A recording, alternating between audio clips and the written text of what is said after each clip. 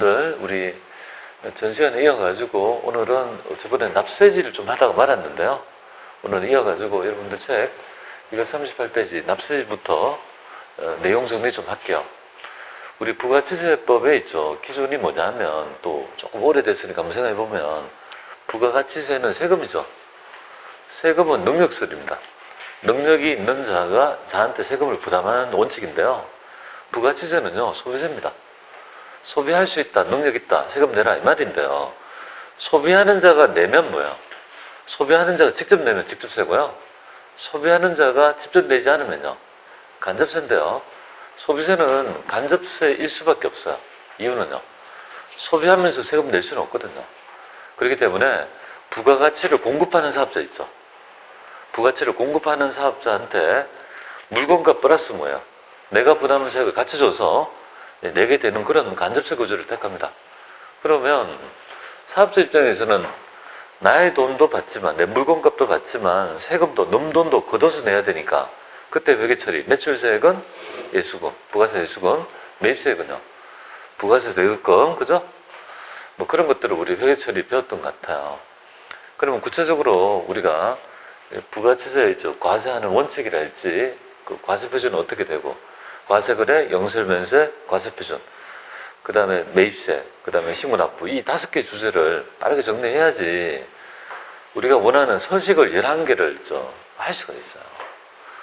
서식이라는 건 딴 게 아니고요, 필요에 의해서 그 금액에 대한 세부적인 디테일이다 이렇게 보면 돼요. 금액은 있는데 이 금액의 세부 내역서가 뭐냐 이거잖아요. 그죠? 그러니까 그런 것들을 작성한다 이렇게 보면 돼요. 그러면 왜 이 금액이 나오고 어떻게 작성하는지 알아야 될 거 아닙니까? 그래서 그런 어떤 내용들을 학습을 하게 된다고 보시면 되겠습니다. 자, 그러면 이 납세지 볼게요. 납세지는 뭐냐면 세금을 부과하는 관할 세무서를 얘기합니다. 그래서 부가치세는요, 부가가치세 납세지 있죠, 납세지. 납세지는 바로 사업장을 기준으로 하는 있죠. 사업장별 과세원칙. 제가 띄었는데요. 여기서 가장 중요한 바이 뭐예요? 사업장별 과세원칙입니다.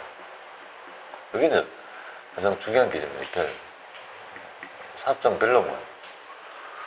따로따로 과세한다는 거죠. 그래서 이 말의 의미는 하나의 사업자가 많은 사업장을 가지고 있거든요. 근데 신고할 때는 뭐예요? 한 사람 사업자를 기준으로 하는 게 아니고 사업장을 기준으로 세금을 매긴다는 의미예요. 알겠죠? 그러면 나중에 어떤 문제가 있냐면 하나의 사업자가 많은 사업장을 가지고 있을 때 내부 거래할 수도 있잖아요. 사업장끼리 서로 내부 거래할 수 있죠. 얘가 이제 하나의 논점이 돼요. 이 거래를 어떻게 볼 건지 세법에서, 그죠? 어떻게 봐서 어떻게 과세할 건지 이런 어떤 논점이 있어요. 그런 것들을 조금 여러분들이 같이 공부하게 될 겁니다. 그럼 여기서 나타나는 부분이 바로 사업장이잖아요. 이 사업장이 도대체 뭐냐 이거잖아요. 사업장별로 과세한다 했는데 그럼 사업장의 정의가 터져야 될 거 아닙니까? 사업장의 정의란 우리 부가치세법의 납세의무자는 국내 거래는 누가 낼까요? 세금? 국내 거래는? 그래서 사업자가 내고 국외 거래는요, 수입자가, 그죠? 우리가 이제 부담해서 납세한다. 그렇게 보시면 되겠습니다. 자, 그러면 이제 사업장이란 뭐냐 하면요, 사업자가 고정된 장소에서 부가치세를 창출한 장소가 뭐야? 사업장이라고 정의합니다. 그죠? 그래서 사업자는 사업장마다 뭐야? 사업장마다 사업자 등록을 해야 하며, 그죠? 사업자를 기준으로 하는 게 아니라고 사업장을 기준으로 하는 거니까 다 해야 되고, 이 사업장별로 구분해서 세금계산서를 발급하고 수취하고 신고 납부하고, 그죠? 또 경정결정 등을 뭡니까? 행하게 된다. 이렇게 대원칙을 아셔야 될 것 같습니다. 그럼 사업장의 범위 한번 볼게요. 이런 것들을 사업장이라 하는 거예요. 이런 업종의 사업장은 도대체 어디냐? 여기 있는 의미는요, 명확하게 사업장이 구분되는 경우라면요, 우리가 구분할 필요가 없어요. 여기 밑에 1층에 휴대폰 대리점 있으면요, 사업장이 여기지. 여기는 뭐냐 하면 그런 거 말고 사업장을 어디로 할지 좀 애매모호한 업종이 있죠. 이런 것들을 어디에 사업장을 볼 건지에 따라 관할 세무서가 정해질 거 아니겠습니까? 그래서 우리 법에서 이렇게 요 업종, 이런 업종은 여기로 사업장을 본다는 거예요. 그럼 여기를 기준으로 뭐예요? 예, 모든 사업자 등록을 하고 세금 신고를 한다라고 보시면 되겠습니다. 여러분이 이 법인 사업체에 근무하셨을 때 법인은 목적 사업이 다양하니까 본사업 외적으로 있죠. 지점이랄지 다른 사업장이 많이 있을 수 있다고요. 그럼 새로 신설하는 사업장이 있으면요. 부가지대법은 어디에 신고하고 하는 개념이 있어야지 뭐예요. 뭐 사업자 등록을 한다든지 그런 개념이 있을 거 아니겠습니까? 그래서 그거를 이제 기준을 정하는 그죠? 기준, 장소적 기준이다 이렇게 보시면 돼요. 광업은 뭐예요? 네. 광업사무소 소재지고 제조업은요. 제품을 최종으로 완성하는 장소가 뭐예요? 사업장이라고 보면 돼요. 그러면 여러분이 조금 알아야 될 거는요. 여기 뭐 좀 그렇고 여기 뭐 요거 좀 알면 좋겠네요. 뭐 요것만 구분하면 돼요. 나중에 무인자동 판매기하고 요거 두 개만 있죠. 가지고 이 업종만 알면 어렵지 않게 할 수 있을 것 같습니다. 근데 이거를 세무 2급에 준해 가지고 풀어내려면요. 약간의 그죠? 설명이 필요해요, 솔직히. 회계 1급은요, 아주 단편적인 거고, 세무 2급은요, 그래도 명색이 전산세무 2급은요, 원천 부가가치세 신고할 수 있냐, 원천세 신고할 수 있냐, 그 능력을 물어보는 시험이에요. 그러니까 세법에 디테일이 필요한 거 아니겠습니까? 네, 그런 측면에서 좀 말씀을 드릴게요. 자, 여기 세 가지 업종이 있어요. 세 가지 업종이 있는데, 건설업, 운수업, 부동산 매매업은 공통점이 하나 있어요. 어떤 의미가 있는지 볼게요. 건설업이 있고요. 그 다음에 운수업. 이렇게 순서가 좀 이상하다. 운수업부터 할게요. 운수업, 건설업. 부동산 매매업. 이런 업종은 요거랑 이제 대비를 해서 부동산 임대업 이렇게 보면 되겠습니다. 이렇게 이제 두 개를 구분하는데요. 이거 하기 전에 등기를 좀 알아야 될 것 같아요. 등기 아세요? 등기제도? 올린다 이거잖아요. 어디에 올립니까? 올려가야 기록한다 이거잖아요. 등기 아세요? 네, 등기의 정의가 바로 있죠. 국가의 공부, 공공장부에다가 기록하는 것을 등기라고 합니다. 근데 도대체 어떤 내용들을 그죠? 공공장부 등기를 할 거냐 이거죠. 우리나라는 아쉽게도 인별 등기를 안 해요. 사람을 기초해서 등기가 되지 않을 거예요. 목적물이 이렇게 돼 있어요. 그러면 법인 등기 있죠. 법인에 있죠. 외관, 본점 소재지, 주식수 뭐 이런 거 있잖아요. 지점, 본지점, 기간, 외관 그죠? 이런 것들에 대한 내용들이 있습니다. 우리 법인 등기부 사이트에 가서 법인 등기부 뜨면 뭐입니까? 법인 등기부를 뛸 수 있는 거 아니에요. 그 다음에 여러분이 잘하는 게 뭐죠? 부동산 등기 띄지 않습니까? 부동산에 갑표, 을표가 있는데요. 갑지가 뭐예요? 저 소재지, 을표는요. 권리관계, 저당권이 얼마 있다든지 뭐 이런 것들이 구성되어 있습니다. 그러니까 이제 등기제도에서 여러분 법인 등기부, 부동산 등기에서 장소 있죠, 장소. 장소와 관계된 부분이 뭐냐면 이거는 본점 소재지가 됩니다. 소재지가 있고 이거 부동산은요. 부동산 소재지 있죠. 부동산이 어디에 있지는 소재지의 장소가 여기 등기에 있죠. 나타나는 거 아니겠습니까? 요거를 먼저 이해하고 들어가자 이거죠. 등기제도를 이해 못하니까 이 조문의 의미를 이해를 잘 못하더라 이거죠. 등기 물론 이거 말고 등기도 있긴 합니다만은 가장 대표적인 부분이 바로 이 등기지 두 개죠, 그죠? 기업에서 예전에는 등기 떼려면 어디에 했었어요? 아유, 저 옛날에 그죠? 법원에 갔어요, 법원에. 가서 등기부 신청했다가 아니면요 한참 기다리니까 온라인으로 신청하면 그 다음날 찾으러 가고 그죠? 근데 요새는요. 그냥 옛날에 등기 떼러 되게 많이 다녔다고요. 피곤한데 그죠? 요새는 온라인 그죠? 등기가 되게 편해졌는 것 같습니다, 그죠? 자, 운수업, 건설업, 부동산 매매업의 특징 볼게요. 운수업은요, 돌아다니지 않습니까? 관광버스 뭡니까? 분당에 있는 관광버스 회사가 있다고 하잖아요. 법인, 주식회사 땡땡관광. 그죠? 근데 잠실에 가서 사람을 태워가지고, 대전에 갔다가 부산에 갔다가 다시 돌아왔어요. 그럼 도대체 용역을 계속 제공하는 장소 있죠? 어디에서 용역을 공급했다고 볼 수 있냐, 이 말이에요. 모였는 잠실 운동장입니까? 아니죠, 그죠? 그렇다고 또 대전인지 부산인지 어디냐 이거죠. 어떤 정확한 점을 뭡니까? 어디서 공급했다는지 그죠? 구획하기가 되게 어려운 점이 있죠. 자, 그 다음에 건설을 볼게요. 전국에 건설 현장이 좀 심하게 10,000개 있다 할게요. 10,000개 있으면 지어가지고 되팔면 차익이 실현될 거고, 그럼 부가치세가 나타나니까 10,000군데마다 다 사업자 등록을 해야 된다는 거 아니에요. 부동산 매매요. 내가 전국에 부동산 매매 물건이 10,000군데 있다면요. 또 마찬가지 아니겠습니까?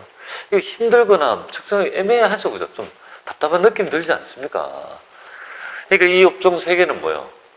아, 이게 좀 그렇구나. 그래서 이건 업종이 법인이 대부분이죠. 법인이 있을 수 있고 개인 있을 수 있고, 그죠? 맞죠? 그러면 이런 것들은 뭐예요? 법인 등기부상 소재지에 있죠. 기준으로 공급했다고 보는 거예요. 사업장을. 그럼 만약에 아까 전에 얘기했던 야탑에 있는 땡땡 관광이라면, 그죠? 사람을 잠실에 서울에 싣고 대전 갔다가 부산 갔다가 왔지만 뭐야? 어디에서 공급했다고 보자? 분당 있죠. 야탑에서 공급했다고 보자 이 말이에요. 그렇잖아요. 어떤 기준이 필요하지 않습니까? 그럼 거기에 관한 있죠. 이 매출 등은 뭐야? 야탑이 소지한 관할세무서가 분당세무서거든요. 분당세무서에 내자 이 말이에요. 그죠? 이렇게 이제 지금 되고 있다고 보시면 돼요. 그럼 개인은요? 법인등기부상이 도대체 뭐죠? 법인등기부상 소재가. 본점 소재지를 얘기하는 거 아니겠습니까? 그죠? 근데 이제 개인은 본점이라는 게 없지 않습니까? 그러니까 본점과 유사한 용어가 있어요. 그 용어가 뭐냐면요. 뭔가 본점에서 총괄하잖아요. 그죠? 다 모아가지고 뭐를 하는 본점에서 그런 역할을 하잖아요. 그죠? 그래서 우리 세법에 본점과 비슷한 개념은 뭐예요? 업무를 뭐예요? 예, 업무 총괄 장소라는 개념으로 사용합니다. 그러니까 이거는 뭐예요? 업무 총괄 장소 이렇게 보면 되겠습니다. 그렇죠? 이렇게 되겠죠? 그런데 이제 부동산 임대업은 어떻게 돼요? 부동산 임대업은 해당 부동산을 빌려주고 대가를 받는 업종이잖아요. 그러니까 부가치가 어디서 흘러나옵니까? 당연히 그죠. 부동산 소재지에 있는 그 건물에서 막 나타나는 거 아니에요. 그러니까 기준을 어디를 잡아야 돼요? 그 부동산이 있죠. 소재하고 있는 부동산의 등기부상 소재지를 기준으로 할 수밖에 없는 거 아니에요. 그러니까 여기 보시면은 부동산 임대업은 뭐야? 해당 있죠. 부동산 소재지죠.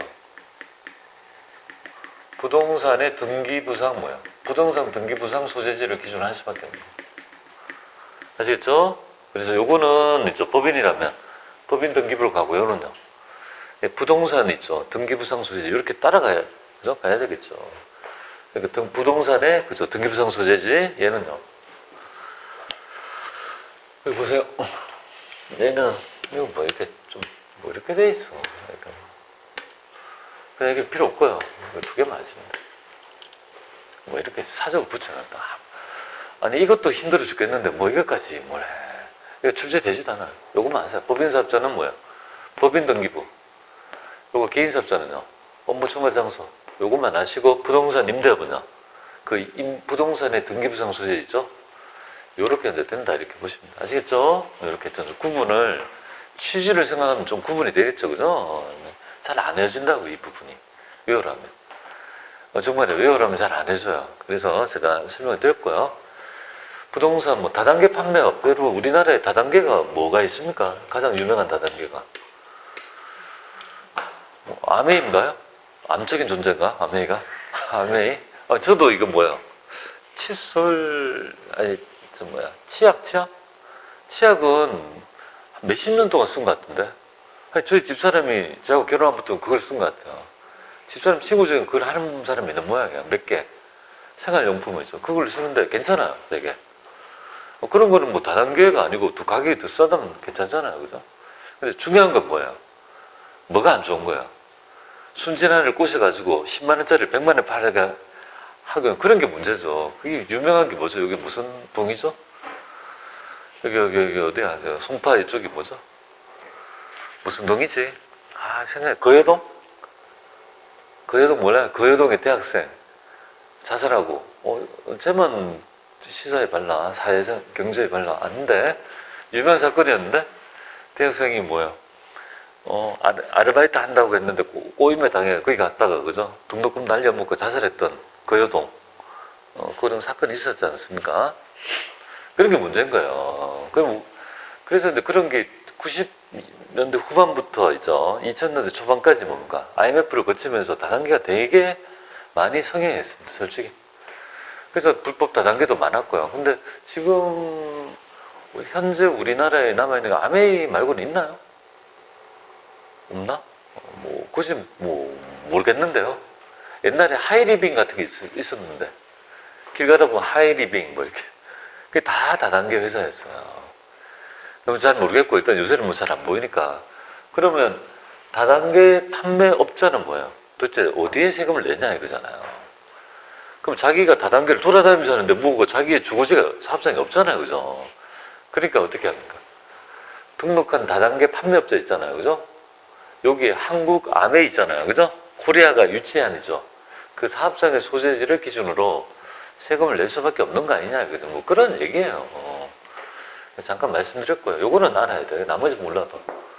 자판기 사업자 있죠. 무인 자동 판매업은 시험에 좀 잘 나와요. 요걸 한번 말씀드릴게요. 무인 자동 판매업은 왜 출제가 되는지를 좀 말씀드릴게요. 여러분도 혹시 간이가세자에 있죠. 기준 금액이 공급대가 기준 8천만 원 미만인 개인 사업자를 얘기해요. 8천만 원. 올해 금액 정액됐습니다. 상향 조정돼서 8천입니다. 예전에 이렇게 자판기 사업자가 있어요. 자판기. 홍길동이라는 있죠. 자판기 사업자가 있다 할게요. 자판기에 무인 자동이 있죠. 판매기. 자판기잖아요. 그죠? 하나만 설치해서는 수익이 안 나요. 여러 군데 설치해서 결국은 수익을 내고 있는데요. 그 장소가 모란에 하나, 그죠? 모란역에 하나 자판기를 설치했고, 야탑에 하나 설치했고, 그 다음에 세 번째가 어디 할까? 어디 경안도?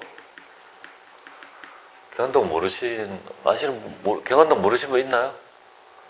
다 알아요? 경안도? 알아요? 현지 씨 알아요? 모르죠. 경안도 모르죠. 경안도는, 그죠? 안 돼. 용인. 용인 알겠지. 자, 이렇게 할게요. 경안도는 뭐지? 이렇게 할까 싶어서. 자, 이렇게 이제 세 군데에서 이제 자판기를 설치하고 이렇게 수익을 창출하는 무인 자동 판매업체가 있다고 가정해봐요. 그러면 여기에서 얼마가 있냐면요. 여기가 얼마냐면 한 6천만 원. 여기도 6천만 원. 여기도 6천만 원. 다 합하면 얼마가 되냐? 1억 8천이라고요. 그죠? 6천만 1억 8천. 이렇게 되죠. 그죠? 근데 중요한 거는 따로따로 보면 어떻게 되는 거야? 따로따로 보면. 그죠? 따로따로 보면은 뭐야? 6, 8천 미만이니까 전부 다 뭔가? 간이가세? 간이가세 될 거 아니에요. 그러니까 이제 사업장을 설치 장소로 보면요. 사업장을 설치한 장소로 만약에 보게 되면요. 어떻게 됩니까? 설치한 장소를 사업장을 하면 여기 사업장, 여기 사업장, 여기 사업장이니까 사업장별로 따로따로 과세하니까 다 간이과세로 있죠. 간편과세를 받죠. 그러니까 인간들이 짱구를 굴리는 거예요. 과표를 분산해서 세금을 적게 내려는 유인이 있더라고요. 실제로. 그래서 예전에 설치 장소에서 처음에 오래됐습니다. 근데 이런 문제가 있어가지고 법이 바뀝니다. 어떻게? 이거 안 되겠다 이거죠. 짱구를 굴려서 과표를 분산해서 낮은 있죠. 과세를 받는 그런 안 좋은 요인이 있더라. 그래서 이거 설치 장소 안 하고 뭐예요? 업무 총괄 장소를 바꿉니다. 업무 총괄 장소라는 개념을 바꿔요. 이 중에서 업무 총괄 장소를 어딘지는 네가 신고해봐라 이 말이야. 그죠? 하나를 정해야 되죠. 그래서 모란에 설치된 이 지역에 있는 거를 업무 총괄 장소라고 신고했다고 하면 여기에 그 얼마입니까 이거? 1억 2천원 뭐야? 여기 쫙 해서 플러스해서 뭡니까? 1억 2천원에서 1억 8천원 뭡니까? 어디에 신고한다? 여기서 신고 안 하고 뭐야? 그죠? 그죠? 모란이 유치한 있죠. 이 사업장이가 성남세무서가 되죠. 여기에 신고하게끔 그렇게 법이 바뀌었다 이렇게 오래됐어. 근데 이 논점이 있다 보니까 자꾸 내는 거예요, 사람들이. 어떻게 냅니까? 여기에 적어놓으세요. 설치 장소 아니다, 그죠? 설치 장소가 아니다. 아니고 업무를 총괄하는 장소를 기준으로 과세한다. 이것만 아시면은 어렵지 않게 이 사업장에 대한 얘기는요, 구분해서 맞출 수 있을 거라고 봅니다. 자, 요거. 자, 그 다음에 이어가지고 볼게요. 자, 여기서 볼게요. 직매장하고 하치장, 임시사업장 있죠. 요거에 대한 구분입니다. 자, 여기서 결론 낼게요. 직매장은 직접 판매장. 이건 사업장이 맞습니다. 오케이. 직매장, 직접 판매하는 장소 있죠. 사업장이니까 뭐야. 사업자 등록, 새로 직매장 내면요. 사업자 등록 내고 다 해야 된다. 이렇게 보시면 돼요. 하치장. 하치장 뭐죠? 사업장이 아니다. 하치장은 창고를 얘기합니다. 아시겠죠? 여기서 직접 VT가 창출되는 장소가 아니죠. 창고, 물류센터 있죠. 우리 경부 타다가 보면 좌측 오른쪽에 물류센터 많죠. 신갈, 영동에 가다 보면 물류센터 되게 많지 않습니까? 그러니까 전부 다 뭐예요? 사업장 아닙니다. 그 사업자 등록번호 없습니다. 거기서 세금 계산 끊고 하는 게 없습니다. 창고니까 그냥 하치장이다. 사업장 아니다. 임시사업장은요. 사업장은 맞는데 여기에서는요. 기존 사업장에 포함한다 이렇게 보시면 돼요. 임시사업장은 뭐냐면 코엑스 같은 데 있죠. 박람회, 전람회 할 때 물건도 팔잖아요. 판매 장소가 서울이잖아요. 코엑스. 그 관할을 강남세무서로 하면 그러면 엄밀히 따지면 판 장소를 기준으로 한다면 강남세무서에 세금 내려야 될 거 아니냐 이거죠. 근데 현실적으로 뭡니까? 박람회랄지 전시회 기간이 한 달 남짓을 감안하면 과도한 사업자 등록과 폐업이 남발하니까 귀찮다. 어떻게 하자고요? 네가 파주에 있는 업체라도 삼성 코엑스에 팔았더라도 신고는요. 서울에서 판 것도 파주의 기존 사업장에 신고를 같이 하라. 그죠? 그렇게 보면 되겠습니까? 직매장은 사업장, 별도 사업장 얘는요. 사업장 아니고 임시사업장은요. 별도 사업장은 아니고 기존 사업장에 포함되겠습니까? 그렇게만